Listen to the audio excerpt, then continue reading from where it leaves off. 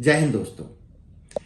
इस बार गुरु पूर्णिमा को मध्य प्रदेश सरकार के द्वारा एक विशेष उत्सव के रूप में मनाने की घोषणा की गई है।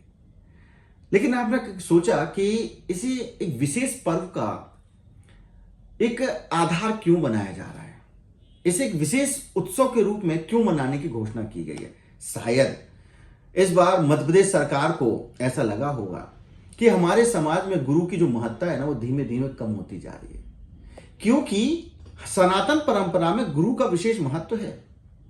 कहा भी जाता है कि गुरु गोविंद दो खड़े काके लागो पाए, बलिहारी गुरु आपने गोविंद दियो बताए। मतलब कि यहां पर गुरु बता रहे हैं कि गोविंद हमारे लिए पहले हैं। ये गुरु ही बताता है, और गुरु ही बताता है कि समाज में रहने के क्या कायदे होना चाहिए, समाज में रहने के लिए क्या नियम होने चाहिए, ये गुरु बताता है।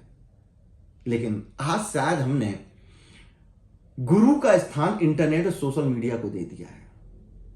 हमारे अंदर ये चीज आ गई है कि जो चीज हमें गुरु बताते हैं वो इंटरनेट और सोशल मीडिया से तो मिल जाते हैं, तो गुरु के पास जाने की आवश्यकता ही क्या है। ये चीज हमारी बहुत गलत सोच में तब्दील होती जा रही है। क्या हम मात्र पितृ देवो भवा, गुरु देवो भवा की अवधारणा क्या हम इंटरनेट को दे सकते हैं कभी? क्या गुरु देवो भवा की अवधारणा एकदम से समाप्त हो जाएगी हमारी? कभी नहीं, क्योंकि गुरु का जो महत्व है ना, विशेष है। और कबीरदास जी ने इसके संबंध में कहा भी है कि तीरथ गए थे एक फल, तीरथ गए थे एक फल, साधु मिले फल चार, सदगुरु मिले अनेक फल, कहें कबीर विचार। मतलब आप सोचिए कितनी बड़ी महत्ता बताई गई है कि अगर आप तीरथ पे जाते हैं, जो हम बात करते थे बार बार कि चले तीरथ चलते हैं, अरे तीरथ जाएंगे तो एक फल मिलेगा, ठीक। साधुओं से मिलेंगे, जो हम आज की डेट में हमारे यहाँ साधुओं की जो बाढ़ आती जा रही, हम साधुओं के दर्शन करने जाते हैं, बिल्कुल जाइए, लेकिन साधु के दर्शन करने से फल चार मिलेंगे। लेकिन अगर हमारे जीवन में एक सदगुरु का आगमन हो गया ना, तो अनेक फल मिल जाएंगे आपको इसके लिए। लेकिन बात यह है कि हम चाहते तो सब है कि सदगुरु मिले, लेकिन हम शिष्य नहीं बनना चाहते हैं। अगर आप एक अच्छे शिष्य बनने की भावना रखते हैं ना, तो गुरु तो आपको अपने आप मिल जाएंगे। अगर आप एक भक्त बनने की भावना रखते हैं ना, तो ईश्वर तो आपको खुद खोज लेंगे।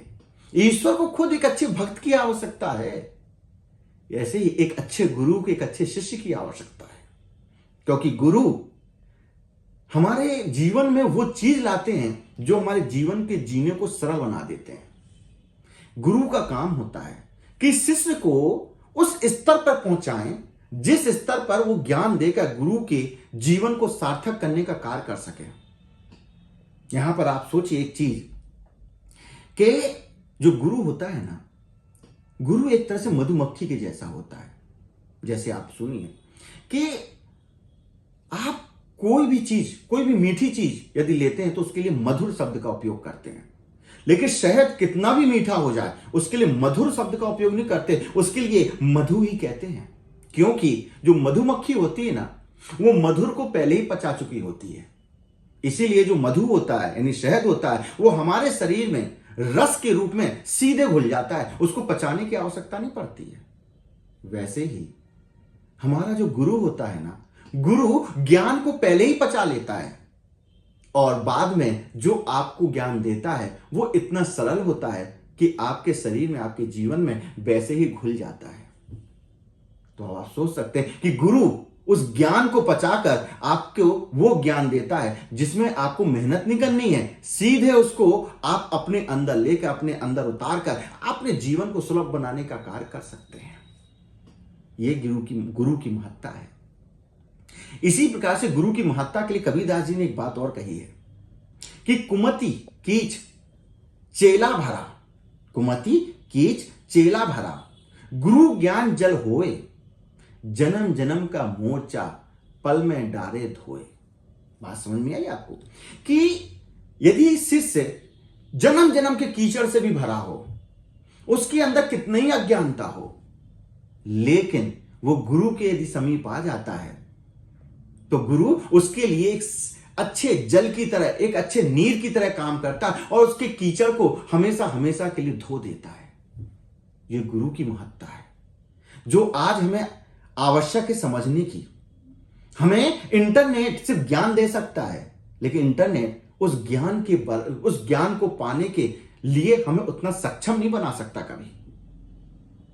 बात समझ में आई आपको? जनरली अगर उठा के देखा जाए तो यहां पर जैसे अब इंटरनेट आपसे ये नहीं बोलेगा कि आप 10 साल के बच्चे हो और 10 साल के बच्चे के लिए ज्ञान की आवश्यकता है, इतने ज्ञान की आवश्यकता नहीं है, कभी नहीं पूछेगा। आपने अगर खोला कि बीएससी का चैप्टर में क्या है या डॉक्टर क्या पढ़ते हैं, वो आपको इंफॉर्मेशन दे देगा, लेकिन उसे नहीं पता कि आप उसके लायक हैं कि नहीं है। लेकिन गुरु को पता होता है कि आप उसके लायक हैं कि नहीं है, लेकिन अगर आपकी इच्छा शक्ति है उसको जानने की, तो पहले गुरु आपको उस लायक बनाएगा, उसके बाद ही वो ज्ञान देगा।